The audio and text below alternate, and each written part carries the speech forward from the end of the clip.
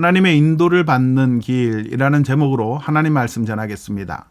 다윗이 헤블론에서 유다 왕이 된 이야기입니다. 블레셋 땅 시글락에 있을 때 사울이 전쟁에서 죽었다는 소식을 듣게 됩니다. 더 이상 블레셋 땅에 머물 이유가 없죠. 그래도 임의대로 움직이지는 않습니다. 1절에 그 후에 다윗이 여호와께 여쭈어 아뢰되 내가 유다 한 성읍으로 올라가리이까 여호와께서 이르시되 올라가라. 다윗이 아뢰되 어디로 가리이까 이르시되 헤블론으로 갈지니라. 다윗은 중요한 결정을 할 때마다 하나님께 여쭙니다. 내가 유다 한 성읍으로 올라가리이까? 우선 가능성을 여쭈었고 가능성이 확인된 뒤에는 구체적으로 어느 장소로 가야 하는지 여쭙니다. 어디로 가리이까? 믿음의 사람은 여쭈고 행동합니다. 아브라함도 여쭈었고 모세도 여쭈었죠. 예수님도 중요한 일을 하실 땐 반드시 기도로 여쭈고 행동하셨습니다. 믿음의 사람은 행동보다 기도가 앞서야 합니다. 기도 없이 행동하면 낭패를 만납니다. 맥스 루케이도 목사님의 책 믿음 연습에 이런 일화가 소개됩니다. 어느 날 아침에 일어났는데 사모님과 딸은 학교 바자회 때문에 없었습니다. 배가 고파 식탁을 봤더니 빵은 없고 쿠키가 있었죠. 그날따라 질기고 맛이 없었지만 커피와 함께 먹었습니다. 교회 사무실로 출근해서 사역하고 있었겠죠. 사모님이 전화를 합니다. 누가 식탁에 있는 쿠키에 손을 댔는지 묻는데요. 아침에 목사님이 먹었다고 고백합니다. 여보, 그건 쿠키가 아니라 강아지 비스켓이에요. 여쭈지 않고 행동하면 이런 낭패가 일어납니다.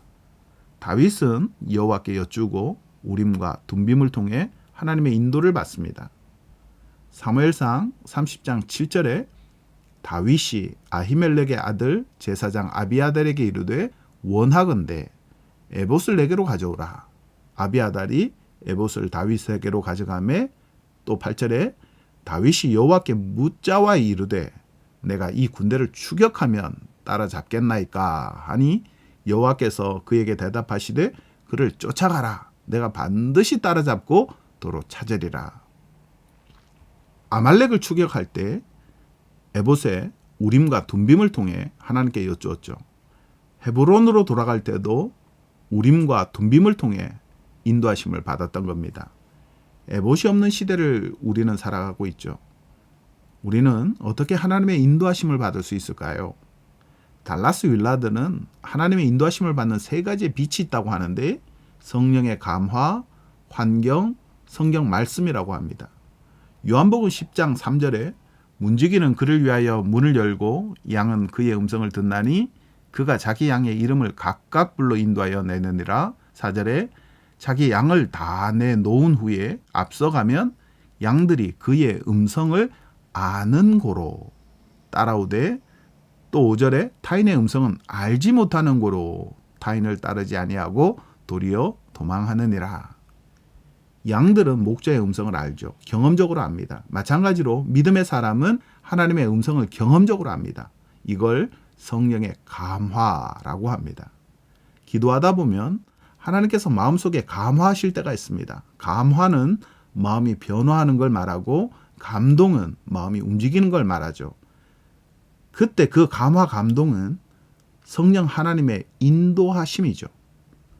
사무엘아 사무엘아 아이 사무엘을 부르는데 처음에는 부르시는 줄 모릅니다. 3번이나 불렀지만 몰랐습니다. 3번이나 몰랐지만 3번의 경험을 통해 4번째는 압니다. 성령께서 감화하셔도 처음에는 모를 때가 많죠. 항상 기도에 힘쓰다 보면 경험적으로 알게 됩니다. 영적으로 항상 깨어 있어야 하고 항상 기도에 힘써야 하는 이유입니다.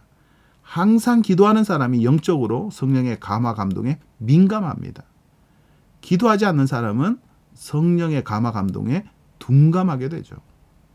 이사야 1장 3절에 소는 그 임자를 알고 나귀는 그 주인의 구유를 알건만은 이스라엘은 알지 못하고 나의 백성은 깨닫지 못하는도다 하셨도다. 다음은 환경입니다. 유다 성읍으로 돌아가야 되나 라는 마음의 감화가 있었다 할지라도 그걸 하나님의 음성으로 쉽게 확신해서는 안 됩니다. 사단의 음성도 있기 때문인데 성령께서 우리의 마음을 감동하시지만 사단도 우리 마음과 생각을 통해 일하기 때문입니다. 우리 생각을 하나님의 인도하심으로 착각하도록 우리를 속이기도 하죠. 그 생각 뒤에는 사단의 생각이 숨어 있습니다. 마음의 감화가 있을 땐 환경도 살펴야 합니다. 환경을 무시해서는 안 되는데요. 하나님은 타이밍을 통해 일하시기 때문이죠. 하나님의 때는 환경을 통해 알 수 있습니다. 시글락에서 아말렉의 침입을 받고 더 이상 시글락에 머물러서는 안 되겠다라는 마음의 변화가 있었지만 그때 블레셋과의 전쟁에서 사울이 죽었다는 소식을 듣게 됩니다. 다윗은 환경을 통해서도 하나님의 뜻을 깨닫습니다. 마지막은 하나님의 말씀입니다. 구약 시대에는 우림과 둠빔을 통해 하나님의 뜻을 알 수 있었다면 지금은 하나님의 말씀인 성경을 통해 알 수 있습니다. 아무리 성령의 감화가 있고 환경이 조성되었다 해도 섣불리 하나님의 인도하심이라고 단정해서는 안 됩니다. 성령의 감화와 환경이 하나님의 뜻임을 알 수 있는 척도, 즉 자가 있는데 성경 말씀입니다. 성경은 척도, 즉 캐논입니다. 성경 말씀을 제비뽑듯 펴서 한 구절을 뽑으라는 말이 아닙니다. 평소에 매일매일 성경을 많이 읽게 되면 어떤 생각이 하나님의 뜻인지 사람의 뜻인지 분별할 능력이 생깁니다. 우리 집에 강아지가 있는데 강아지는 주인이 화가 나면 압니다. 칭찬해줘도 압니다. 주인의 음성을 매일매일 듣기 때문이죠. 말의 의미는 모르지만 주인의 의중은 압니다. 하나님의 말씀을 매일매일 읽게 되면 하나님의 뜻이 무엇인지 영적 분별력이 생깁니다. 사울이 죽었다고 단순히 이젠 고향으로 돌아가야지 생각했던 게 아닙니다.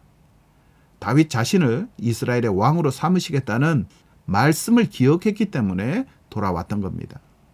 이 세 가지의 빛, 성령의 감화, 환경, 하나님의 말씀은 삼위일체 하나님처럼 서로 상호작용합니다.